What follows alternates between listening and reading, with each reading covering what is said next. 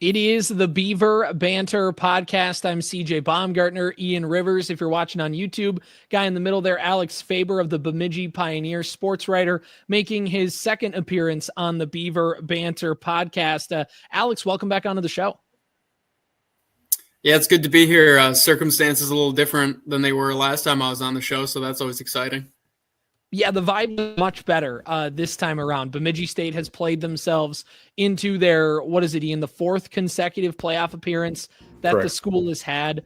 Just an insane run that this team has been on, and a run that the last time we talked, Alex, not that it was out of the question because it was more that Winona game that really situation, Bemidji State coming in last week against Augustana with a chance on the line. Just tell us about that game against Augie, what the chat was like, what that game was like. Just break it all down. Yeah, that game against Augie was that reminded me of like a classic Big Ten East matchup. Just it was so grindy. It was off the backs of their defense.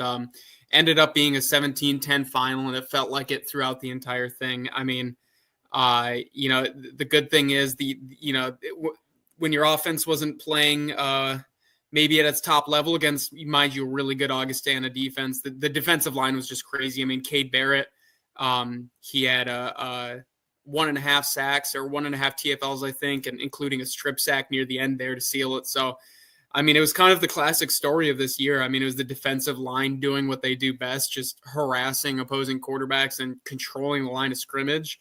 And not allowing a lot of movement whatsoever. And then the offense doing just enough to win. I mean, when Bemidji State wins, that's kind of the game script, I guess, this year. Right. Yeah, it did just enough.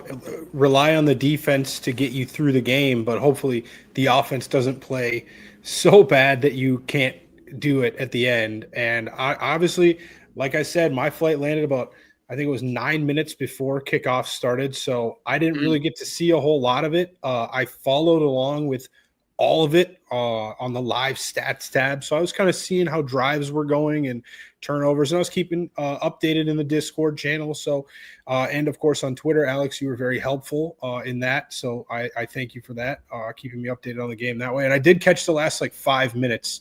I think I got the go-ahead touchdown for the Beavers, and then I caught the very end of the game. But what really worked, of course something had to work. They scored 17 points offensively. What was working better? Was it the run game that was just kind of pounding the rock and wearing Augustana down by the fourth quarter, or was it more of big plays in the passing game? It was mostly that rushing attack. I mean, I talked to Bolte after the game, and he said the game plan heading in was to limit possessions, to grind out the clock, just make it – he wanted the game to look like it did, right? That was intentional. And you saw some long bruising drives. Even if when they didn't score, it was kind of, playing a little bit of the field position thing where you get a couple first downs and maybe you hope your defense locks up and puts them in better field position on that go-ahead scoring drive. I think they started that drive at the 49 in across midfield, or they started in Augie territory, and that was a credit to the defense, right? That was kind of the name of the game. Offense doing just enough. And I think really, yeah, it was the rushing attack, which, it's weird. It's weird because the team is kind of big play oriented at times with scoring, but also rushing is kind of a pivotal part of it, right? Like you said, it kind of wore down Augie by the fourth quarter, and they were able to kind of grind down those last 50 yards and get Sam Magath in with a 2-yard touchdown. That was mostly based on the rush attack. But, in previous times this year where maybe the rushing attack isn't there, Sam has been able to make big plays. So it's kind of inconsistency from the offense. But I'd say against Augie, it was primarily that control the clock, run the ball, make big catches. I mean, Bubba had a couple of big catches, and it seems like he's good for that every week. But do that when you need to, but primarily rely on the rushing attack. Yeah, and it's interesting because a year ago at this time, I remember, Ian, we'd talk on the podcast time of possession versus number of plays versus all that kind of stuff, because Bemidji State was not a pound the rock time of possession team a year ago. Obviously, they had Brandon Altec, quarterback, who multiple guys called him the GOAT. He's a guy that you build your offense around passing and throwing. And Magath has done, like we've talked about, he's came through on some throws. He's done a serviceable job at quarterback. but this is definitely an offense that had to shake up their identity a little bit, lean more on that defense, and play that kind of way, which has been fascinating just to see this turnaround. But let's kind of go back a little bit to the second half of the season. Since we had you on, Alex, Bemidji State got a couple wins, but then there was that loss to Winona State. And it really felt like after that, I remember we felt pretty bum, it was pretty bum feeling on this podcast because we thought that there was no way Bemidji State was going to be able to clinch a playoff shot. We thought, if they run the table, they have a chance, but even then they need some help. And that's exactly what happened. But obviously Bemidji State had to run the table. They throttled Wayne at home. They beat Augustana on the road. They beat Moorhead on the road. They beat Augustana at home and then beat Moorhead on the road. What are some of these wins? What does it say about this team in the second half? What has felt different about this team?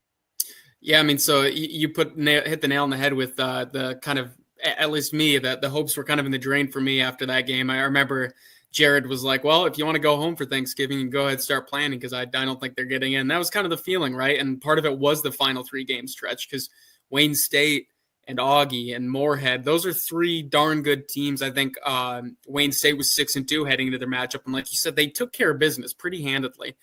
And then, you go on the road against a sneaky good, MSU Moorhead team that beat Augie this year. And then you finish against the NSIC reigning title. So I just thought there was no chance. But it's a combination of things. Like I think one of the little things that maybe isn't as sexy as a Marcus Hansen sack or a Bubba Peters 20-some yard catch is honestly special teams against Winona State. In that loss, they outgained them. They really outplayed them for a lot of the game, but they gave up 6 punts for a total of, I think it was 166 yards, including a punt return touchdown. And they ended up losing. That was just a gut punch. But this year, the past 3 games, they've just been executing well. Like I said, field position was a really big part of that win in Augie, and it's been a big part of that. And a lot of that is Connor Mentelli punting, and now he's their kicker as well. Early in the season. Yeah, and a huge kick, by the way, on Saturday. Exactly. And that's something, a 47-yard attempt. I remember even kind of in the press box looking at everyone going like, we really going to try this? Bolte likes to go for it on 4th down. And, I don't know if that was a result early in the season of him not trusting his kicker, but something has clearly changed because he took those points and Mentelli came up big. So again, it's, maybe not as sexy as some of the other things, but they're doing that. And something that kind of reminded me too, or made me kind of think a little bit in those losses. I mean, they only lost by 6 points. Not much has changed a lot. You know what I mean? It's still a lot of the similar things. The defensive line is still insane. The depth there is ridiculous. They said it heading into the season, it could match up with the depth of any team in the league, and I believe them. I mean, it's not just Marcus. We know what we're going to get out of Marcus, reigning NSIC Defensive Player of the Year. Has 7.5 sacks, but there's also Cade with 7 sacks. I think Stephen Hoffman might have 6. Marco, who's more of kind of like the big guy in the interior, he has 3. I mean, that the D-line is eating, and they've been doing it all year, and they're just continuing to. But it's a matter of executing in the 4th quarter as well. I mean, like in those losses, they had a chance to win the 4th, and it's just it's hard to pinpoint on one thing, but it speaks to the testament of the group to not have the wheels fall off. I mean, BSU is also 3-0 after losses this season, and entering November had 3 losses, and it seemed like the wheels could fall off, and they didn't. So I don't know how much has changed in game, but it certainly is a testament to the mentality of the team, I guess. 100%. And I completely agree with what you're saying. Back to that loss against Winona State is like, all right, now not only are we a 3-loss team, and I mean, historically, we've been tracking this team for a couple of years now, all the way back to their first, playoff appearance. It's hard in this super region to make the tournament with 3 losses. I don't know if it's ever been done. I mean, BSU squeaked in last year with 2 losses. So we're like, all right, now we've already got 3 losses. We don't really have that much of a quality win. Sioux Falls kind of turned into one when they turned it on towards the end of the season.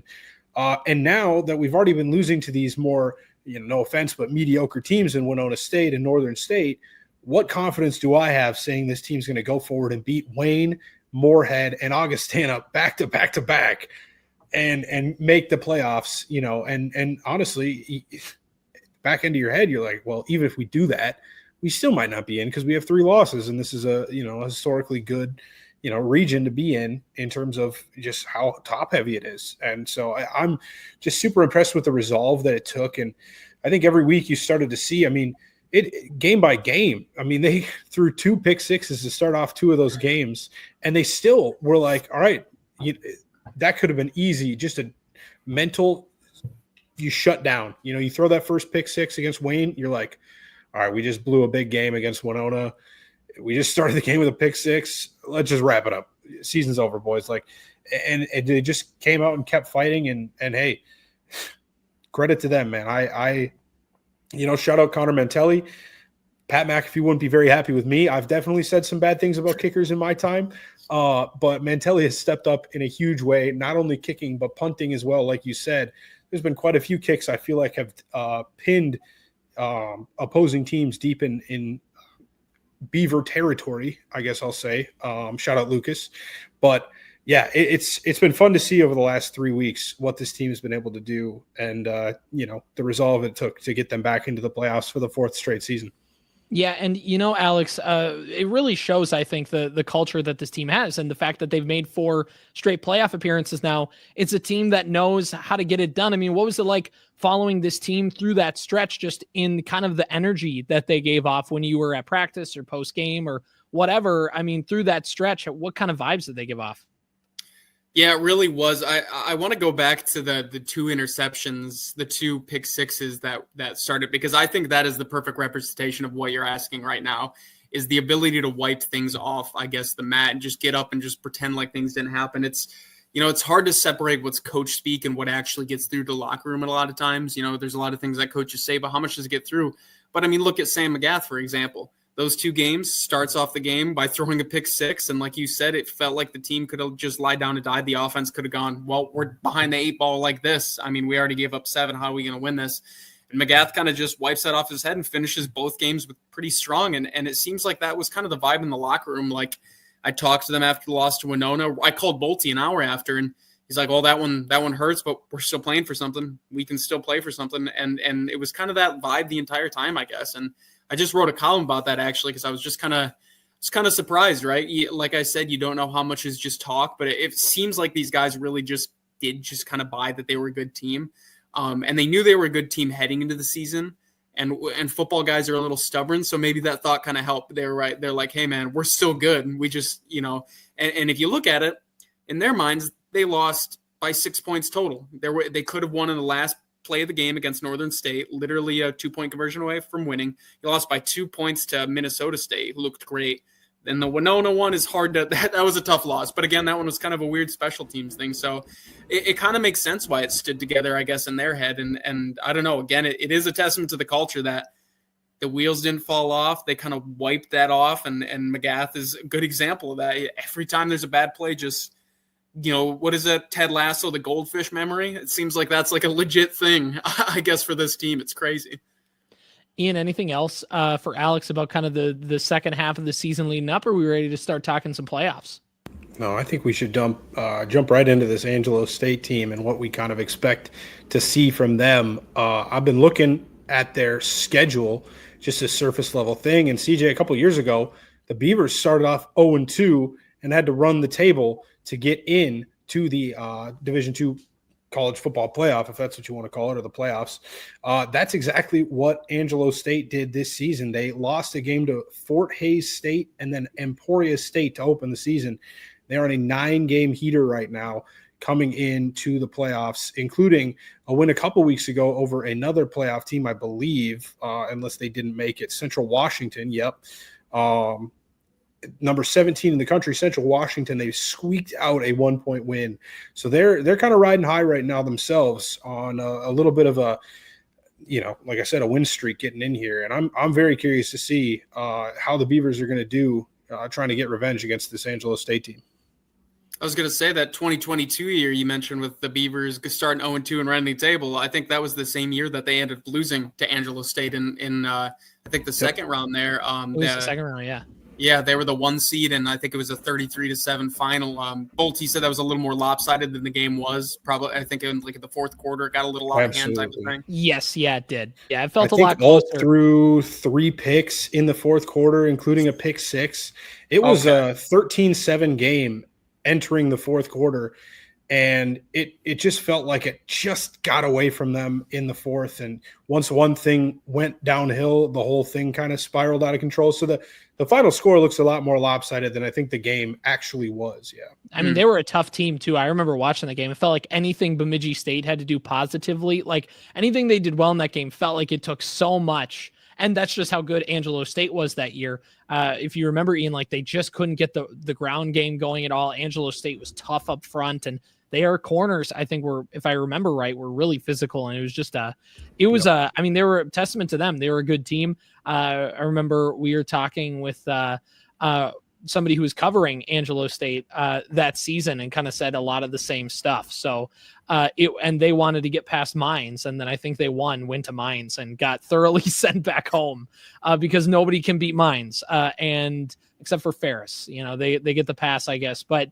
that's just kind of how it's been going for this football team, and it'll be interesting to see how different it is, because Bemidji State is much more of that grind it to dust, run the football, opportunistic through the passing game. It'll be interesting to see, because if they have trouble getting the run game going again, things could get tricky for Bemidji State fast. Yeah, this is going to be tough. I mean, Augie had the number one defense in the NSIC heading into that, and they were able to kind of move the ball. But again, like you were saying, there was a very good chance that those lanes just kind of get stuffed up. And Angelo State is the number 2 defense in the Lone Star Conference right now. Like you mentioned, they've been riding high right now. I think they're letting up only 12 points per game. So it's a good defense, and it's going to be interesting. I think McGath is going to have to complete some of those throws. And we've seen it before. It's going to have to probably be with more consistency against such a talented defense. And you're going to have to see the Bubba Peters connection there. You're going to have to see guys like Drayton Lehman, just the little slot guy who's super shifty. You're going to have to see him kind of involved. He had a in a huge lot of plays touchdown too. on Saturday, by the way, too. Yeah. I mean, he's been a sneaky good factor, I guess, for the team. As much as Bubba and Sam kind of get the shine, Drayton Lehman he's a fun guy to watch too. Just little out there, and he's fast, and they get him on a lot of like quick out routes and stuff, and get him out to the flats. And if Angelo State's defense is as good as advertised, you might see a lot of that this week, where you're trying to get the ball out quick. You're just trying to do these sneaky little passes. Maybe they do this one where like runs out of motion to the left, and McGath gets in, tosses him out, so he's already in motion. Take advantage of that speed, take advantage of some angles. So I wouldn't be surprised to see that. But yeah, like you said, it's a good team, and I don't know if betting is legal in Minnesota, but I would bet that this is going to be a close game in the fourth quarter. I mean, Bolte has said that's kind of their thing right now, is if we're entering the third quarter and it's close, we're feeling pretty good about the situation. You've seen that every week, so I'd imagine you see that again this weekend. Sports betting not legal in Minnesota quite yet, so it's under the table. We're Ian's in Texas right now. Can you bet down in Texas, Ian?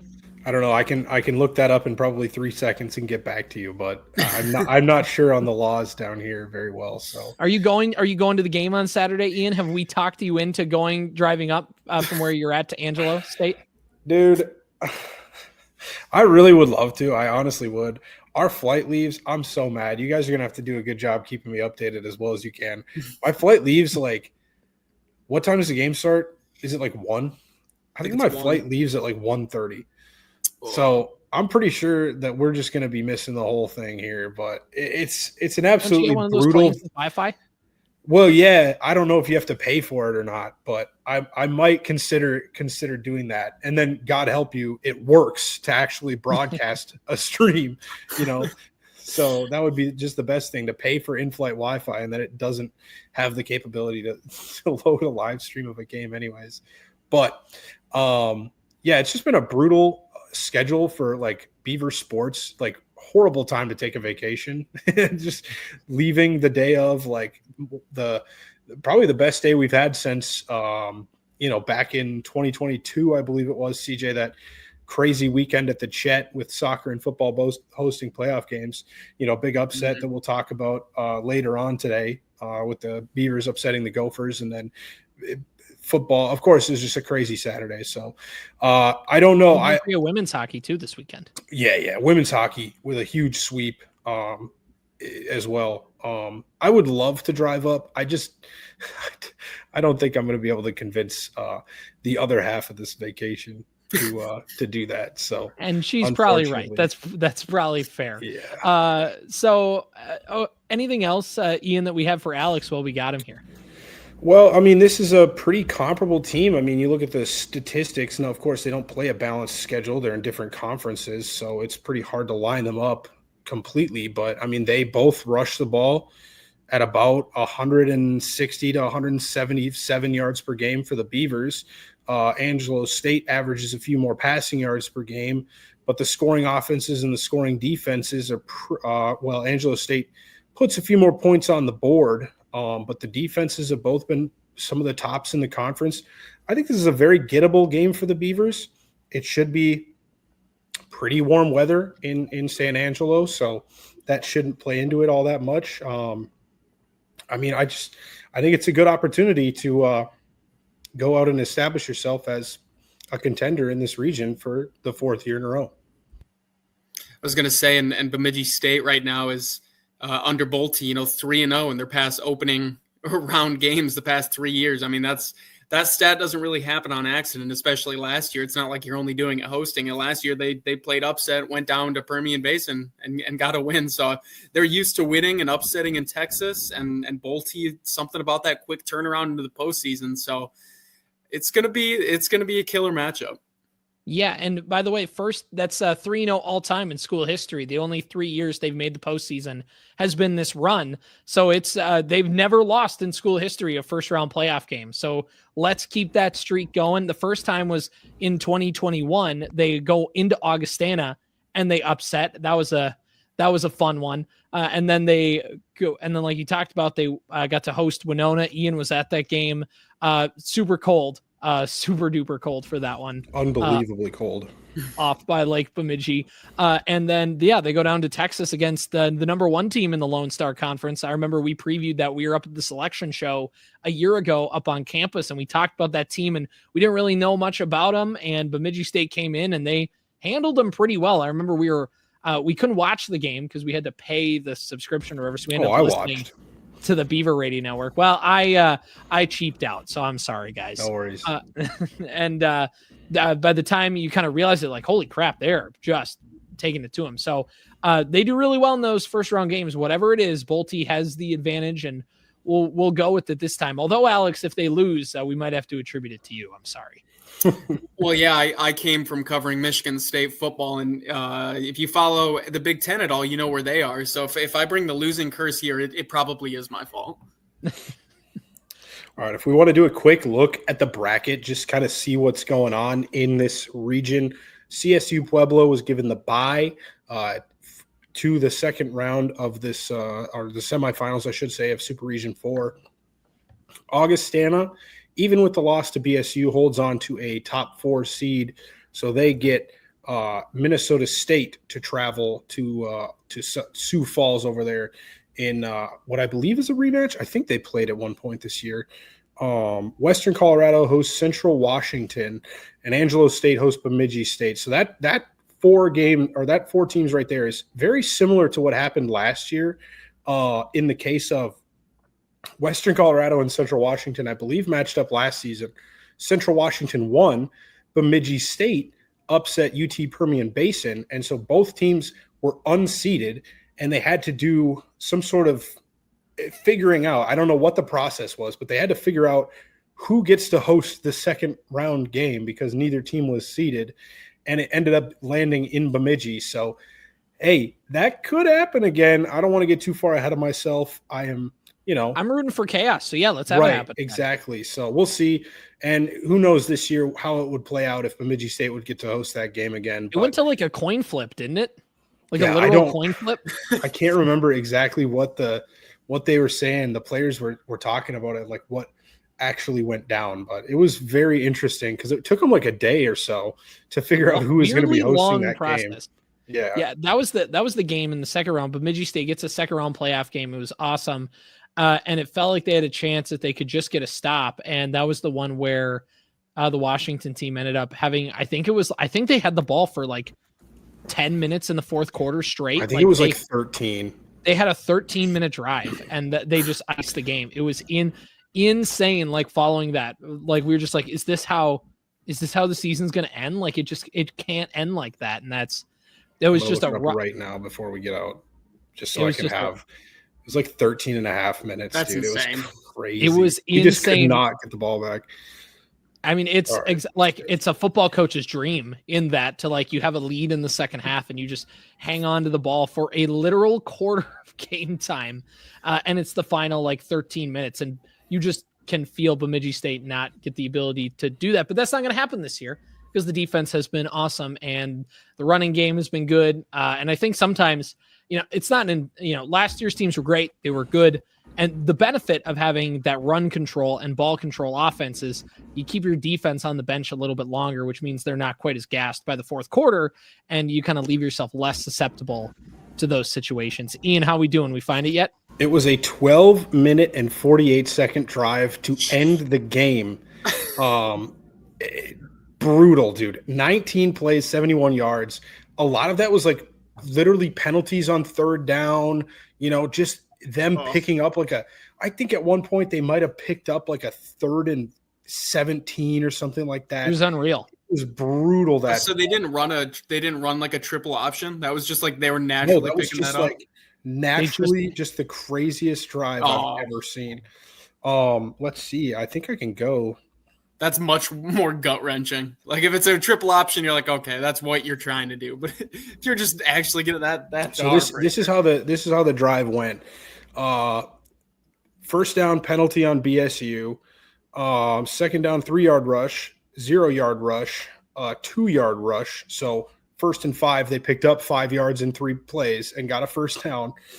2-yard rush, incomplete, holding on Central Washington. 5-yard play, and then they picked up a 3rd and 12 on a quarterback scramble. Ooh. 0 yards with an illegal formation, 2-yard rush, 19-yard rush. It was just like, penalties. It was death by 1,000 paper cuts. Oh my gosh, dude. It's one of those situations where it's almost like we would have rather had them go and like kick the field goal, like let them into field goal range and then stop them. But they literally started the drive at the 2-yard line and took it all the way to the BSU 27, where they kneeled it to end the game. It was so brutal. I'm hoping we don't see that this weekend. I'm really hoping. And it didn't help either that it was obviously in Minnesota. So it was just made for them to just run and do what they were able to do. Down in Texas, hopefully that'll be a little different story. Alex Faber, sports writer, Bemidji Pioneer. Things are getting busy for you. Men's and women's basketball getting going and all that good stuff. So you're not going to be done whenever football decides to be done. But what are y'all covering over at the Pioneer, and how can people find the good stuff you're putting out? Yeah, so like you said, the basketball season getting into full swing here. Got a couple of team previews up, but I've also got a couple of game recaps coming. Some high school prep stuff as well. But yeah, I'm gearing up for hoops. I'm pretty excited. So yeah, find it at BemidjiPioneer.com, and then on Twitter I'm Alex Faber or something weird like that. Just a series of words. But yeah, that's where you can find my stuff. Alex Faber, Bemidji Pioneer, sports writer over there. Alex, always appreciate you having you on the podcast. Hopefully we can have you back on next week talking about a second round playoff game, and maybe a coin flip gets it back at the Chet. Who knows? Absolutely. Do I get credit if I bring the good luck too? I know I get credit if I get the bad luck. If they get in, do I get the credit for that too? What are we thinking? Yeah. Absolutely. I think if they can get past the second round, I think you just can't leave Bemidji. You're just stuck here forever. Yeah, that would be the curse breaker right there. Alex, great to have you on. We'll see you next time. Yep, see ya. Once again, Alex Faber from the Bemidji Pioneer, sports writer covering the football team, also covers men's and women's basketball amongst a whole other host of things. Appreciate his time coming on the podcast. Now let's move on to some of the other stuff going on, because a lot's happening in Beaver territory. Ian, volleyball season wrapping up, and obviously the season ends, and it's not the season that the volleyball team wanted to have for a multitude of reasons. Obviously, wins and losses, but just more importantly, losing your head coach right before the season begins is just, it's brutal. It's a gut wrencher, and just props to those girls for sticking it out and playing the games they played in, because they had to play those games, but not under easy circumstances. So props to them for gutting it out. That from an emotional standpoint could not have been an easy last 2.5, 3 months for this team. Yeah, absolutely. We've, we've had that discussion already, and it's 8-18 is the final tally, and honestly, given what the team has been through over the course of the season, I'm pretty impressed with that. Because like you said, they're being asked a lot of themselves over the course of this season, and I'm sure volleyball is a good way to help escape from that in a way. But like you said, it's been a tough year, and it's over now. 8-18, the final tally. Unfortunately, no postseason for the Beavers this year, but you know what? Got to keep moving forward, and we'll see what the program can do moving forward now. Yeah, obviously a lot of stuff is gonna be underway for Bemidji State volleyball, and we'll just kind of keep updated as news trickles in here. Moving on to some other sports, Ian, obviously men's and women's basketball has gotten going.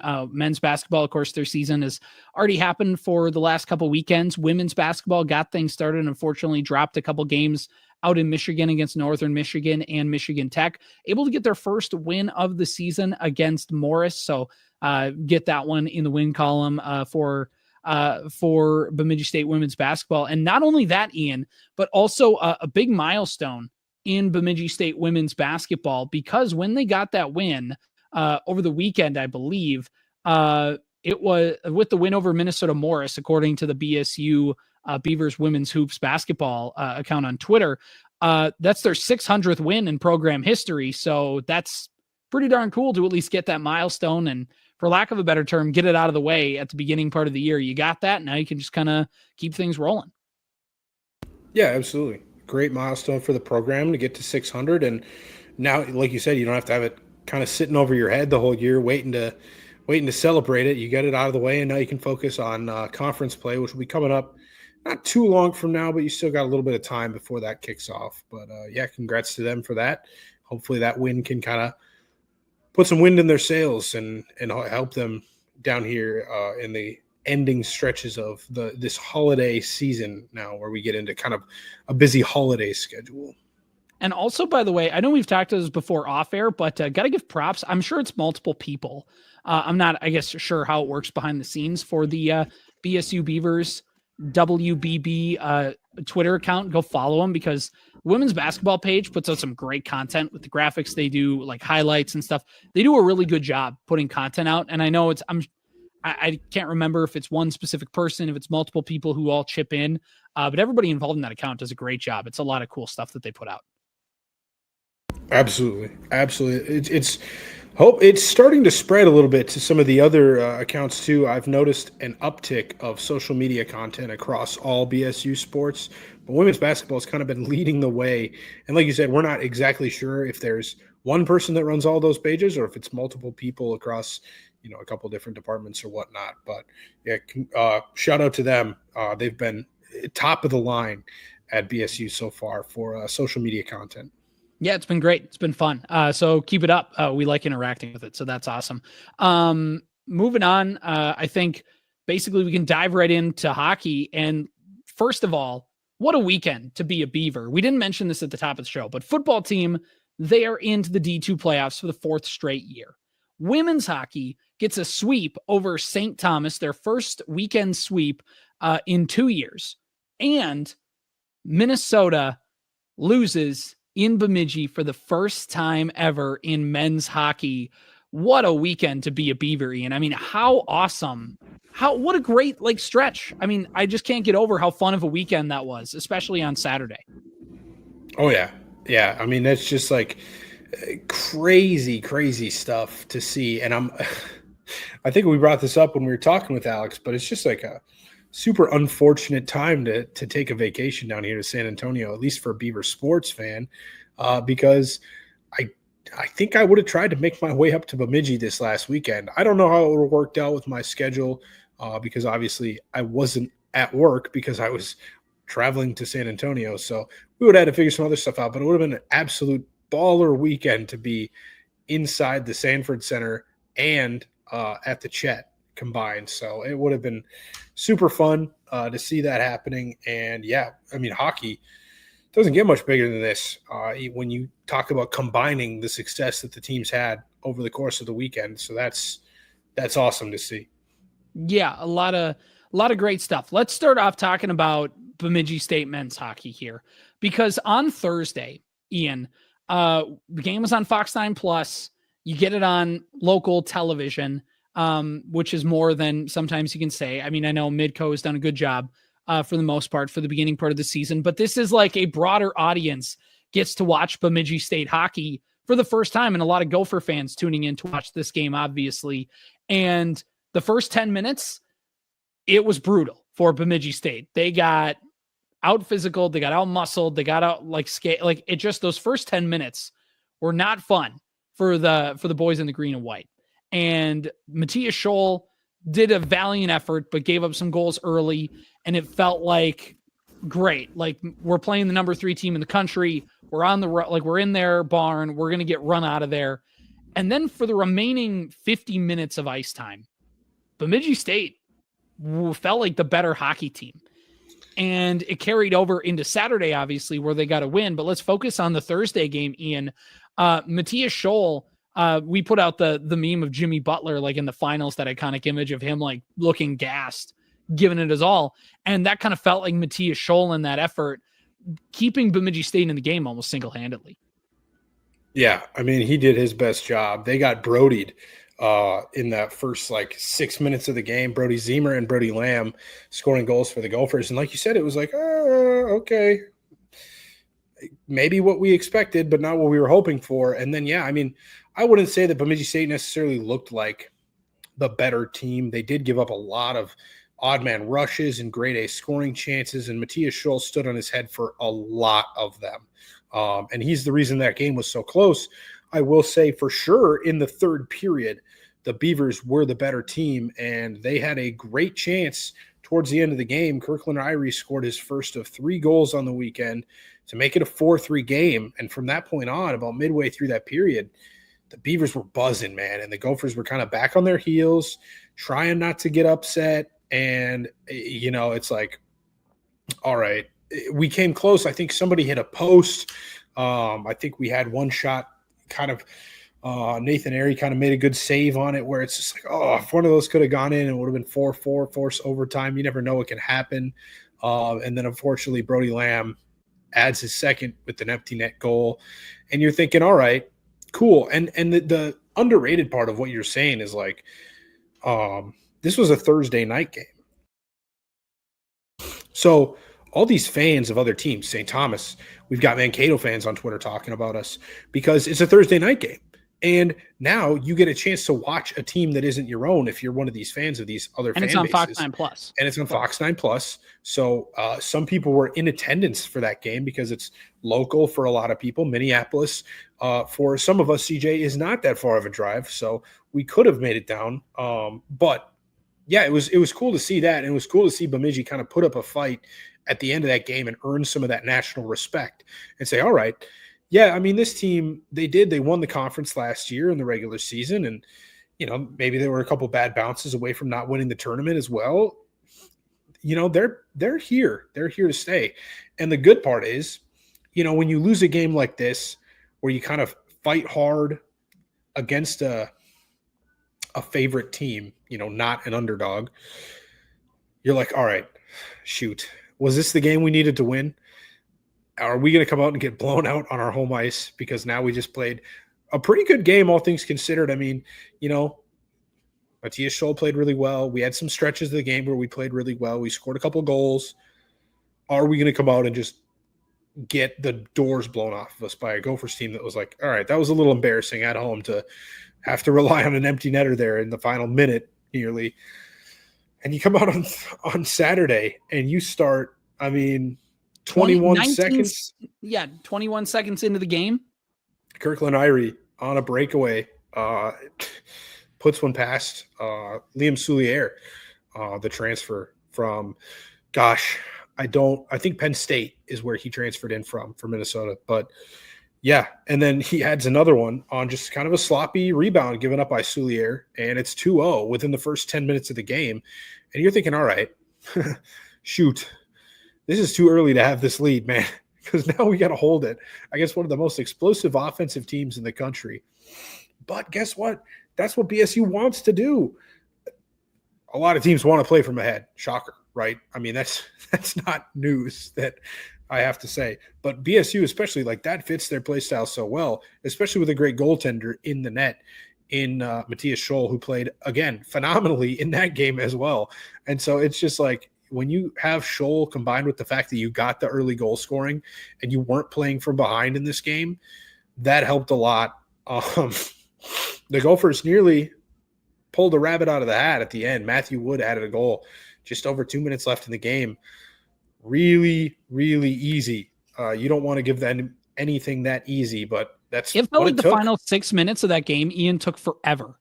Like I would look at the clock and a minute would pass. Like there'd be 6 minutes on the clock. I'd look down at the TV for like 4 minutes and then I'd look back up and it'd say 5:30. Like it just was such a grind to the end. Yeah. And honestly, that most of that third period, BSU was kind of getting worked, man. I mean, they could tell they were up by 2 goals and they were content to not give them anything easy, and they didn't. Matthias Scholl played phenomenal. And then, Dante Lawson adding the empty net goal. And that's one of the loudest regular season games I've heard the Sanford Center be. You look at the attendance, 3691. I'll bounce back to last year, CJ. 3691 is pretty close to what the Sanford Center was rocking for that Mason Cup championship game.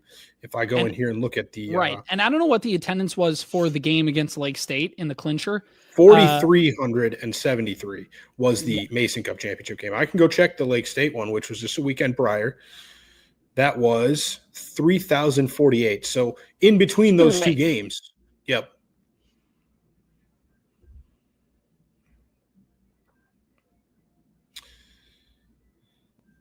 Either way, the vibes in the arena just immaculate. Having a little bit of Wi-Fi issue on my end for those who are listening back here. So if it sounds a little jarbled, that's what that is. But yeah, I mean, either way, Ian, like that those environments were awesome.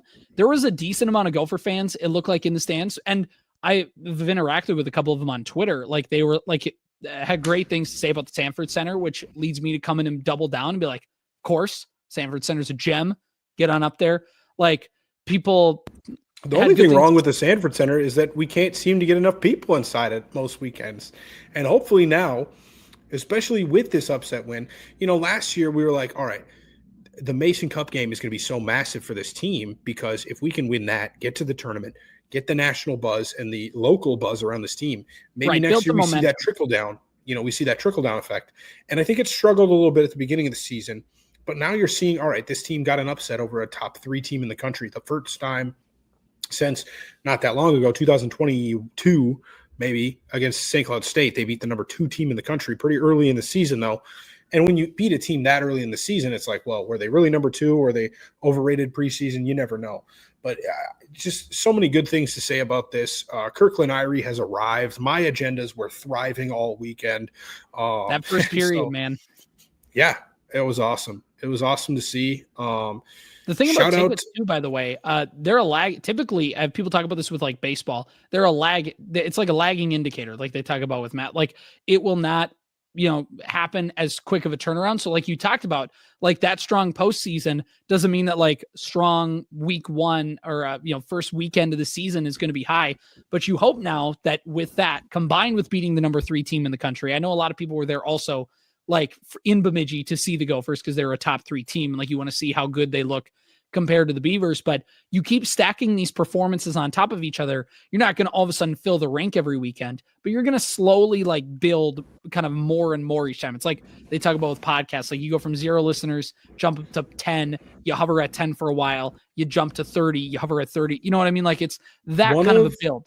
One of my favorite, I don't know if this is called an analogy or not in this format, but one of the favorite, I guess, analogies I'll say that I've ever heard was referring to the popularity of the United States men's national team for soccer.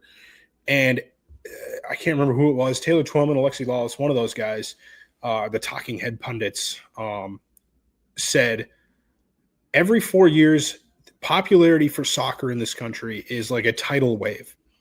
And it comes in for a month and it rushes the beach and it's everywhere and everybody loves it. And then it recedes out but every 4 years since 1990, every time it's receded out, it hasn't gone back as far. And so that's why it was so brutal for the U.S. to miss in 2018, is because now that tidal wave wasn't going to come in quite as far because the U.S. weren't in the World Cup. But this is very comparable, I think, to what you're saying, where it's not going to be week one, we're not going to sell out the Sanford Center, because it's just a regular season game, and it'll take a little bit to build that standing with the fan base. And obviously there's other factors at play that don't include the team on the ice. But it was good to see. We've running a little short on time, I think, for what we want to cover tonight. So I want to stop rambling, I guess, about attendance, but just the game on the ice was awesome. Shout out Issa Perek, freshman defender, stepping in. He's like eating minutes like they're cereal right now. And it's been great to see him be so successful. And honestly, the whole team really just played a really sound defensive game. And that's what you got to do to beat a team like the Gophers. So congrats to them.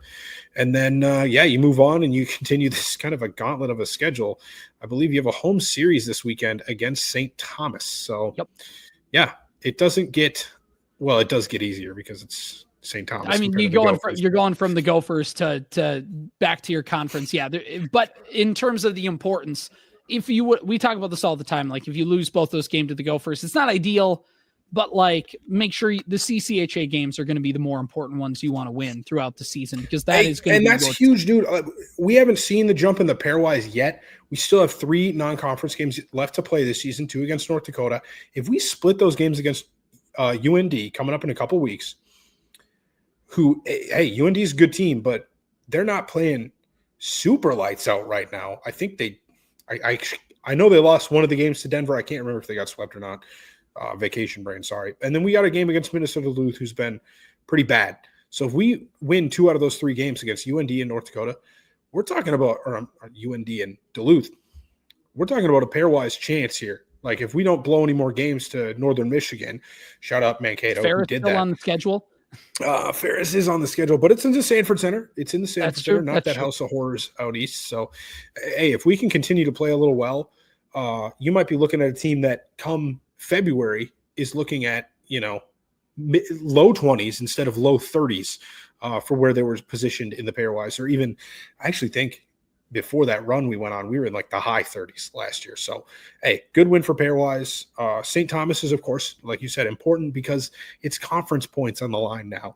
And the Beavers have not gotten out to an ideal start in the conference, but not as bad as last year, but not ideal.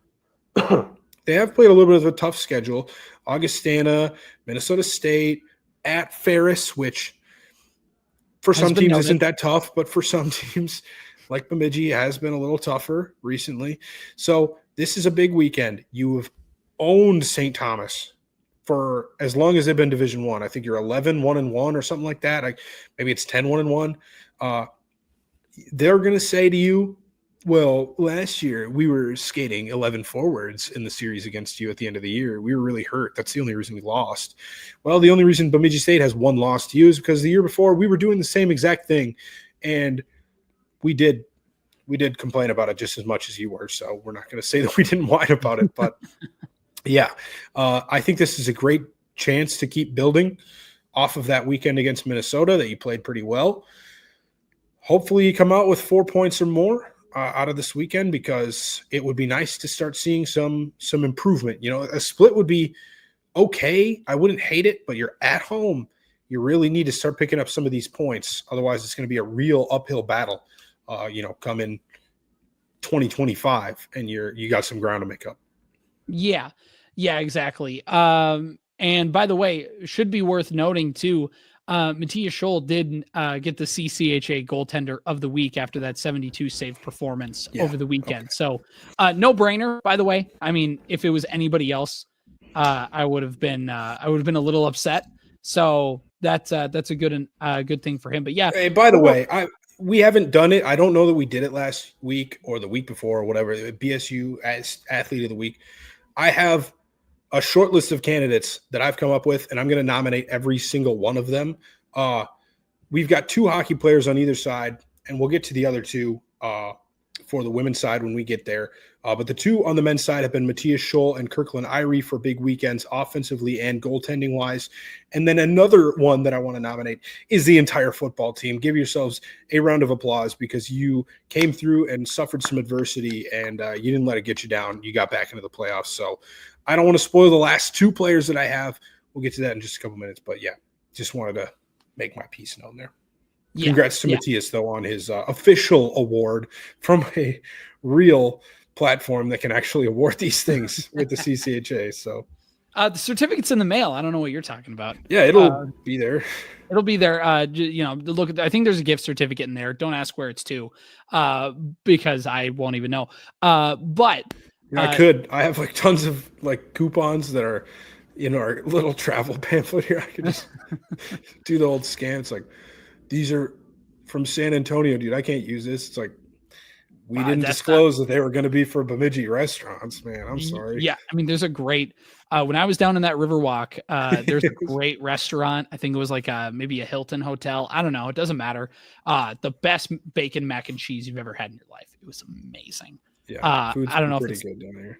I don't know if it's still down there, but turns out you can get food's pretty good down there. You can get pretty big pretty quickly eating some of that food down in San Antonio. But weird. We won't touch anymore on that. Okay. Wrapping things up for men's hockey, and then we'll talk a little women's hockey. Bemidji State sweep or split? I think they sweep, dude. I think that this is the weekend we're going to look back on. And we're going to say, all right, that win against the Gophers propelled us into the future of this season at least. And that's going to be the weekend that can kind of get us rolling. For whatever reason, just like Bemidji State has a little bit of a rabbit or whatever for Ferris State that they can't, get out of their hat. It's the same way with St. Thomas and Bemidji. So I think Bemidji sweeps. I don't know if they get off. Maybe one game is overtime. Most of them are close, but I think Bemidji can pull it out and then at least get a majority of the points this weekend. I'll go with the sweep. Let's do it. Roll Beavs, baby. Roll Beavs. Okay. Women's hockey. What a weekend for them. They get their first sweep in 2 years. Obviously, the biggest statement weekend of the Frickland era for BSU women's hockey. Just a huge weekend for the Lady Beavers.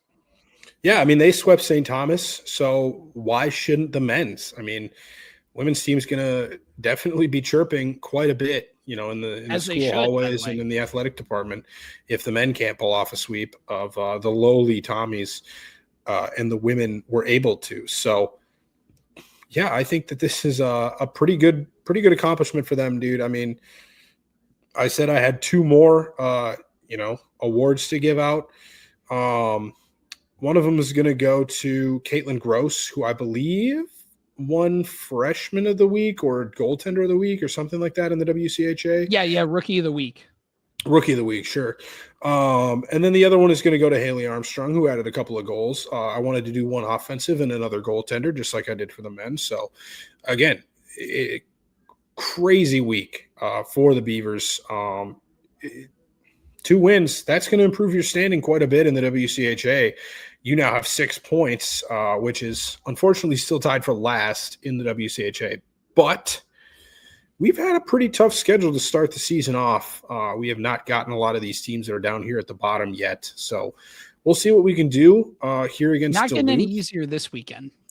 No. You've got the number 4 team in the country in Minnesota, Duluth, which, it's going to be pretty tough. But, hey, momentum is a hell of a drug, and the Beavers have it. Whether or not you believe in momentum, I don't care. They've been playing really well this season compared to seasons past, at least. You look at the results, and it's like, well, they're 3-10-1. How good can they have been playing? You know what? Any points you can steal from any of these series, we'll talk. A couple of weeks from now, we got a bye week after this one. And then we play Minnesota State. That'll be a huge weekend for improving the standing of the team at that point. But from Duluth, if you can pick up anything, a tie, maybe a shootout win, pick up some points, be super happy. But at the end of the day, even on top of this sweep, we're still just looking for improvement. We're still just looking to let's score a couple of goals. Let's keep it competitive, play a close game. Even if we lose, that's a building block because this team in years past has not been doing that quite as well. So I'm just looking for improvement. And if you get any points, that's just a little bit of added bonus on top. Yeah, exactly. So best of luck to them this weekend. Ian, there's a lot going on. It's a good problem to have with how much stuff is going on at Bemidji State for football, men's hockey, women's hockey. Obviously, men's and women's basketball is getting going. Volleyball just wrapped up their season. A lot happening. We're going to have another busy show next week. Again, follow us on the social media pages, Facebook, Twitter, YouTube. Ian, before we go, why don't you plug the Discord? Yeah, and I've been meaning to do this. Even though I'm on vacation, I've been thinking, oh my gosh, this is a great opportunity to plug the Discord when things are so popping like this. Go join the Discord because this is the best time of year to be in it. That game against the Gophers, the live hockey thread was super awesome. Awesome. I think I'm absolutely going to do a live game thread for the playoff game for the football team. Yes. That will be a first ever for them. I think we talked about this. We talked to Alex for a long time after we paused there, so I can't remember what I did and didn't say live. I think we talked about the fact that I probably won't be able to watch any of the game at all because of my flight schedule. Maybe I'll catch the end when we finally get back to MSP, hopefully. But yeah, I'll still set that up for everybody. If you want to join in on that, we'll go and retweet the Discord link on our page. The Discord is the place to be to interact with other Beaver fans outside of Twitter. I know there's plenty of people that listen to this podcast that don't like Twitter as a platform. I can't say I necessarily blame you, but Discord is the place to be if you want to talk Beaver sports with other Beaver fans. It's a place to go. It's a place to do it. Enjoy it. This has been the Beaver Banter Podcast. We'll see you guys next week.